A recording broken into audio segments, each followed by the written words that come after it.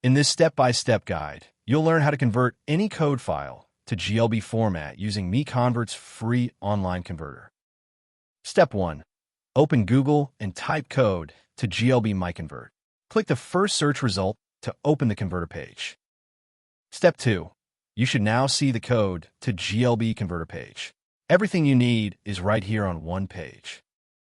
Step 3. Click Choose File. Find your code file in the file browser, select it, and click Open to upload it. Step 4. Your file is now uploaded. Review the details shown on screen, then click Convert Now to start converting. Step 5. Wait for the conversion to finish. The progress bar shows how much is done. It won't take long. Final step. Click the Download button to save your converted GLB file. That's the entire process, simple and free. You've just converted code to GLB in under a minute. Visit MiConvert.com for more tools. Subscribe for more guides.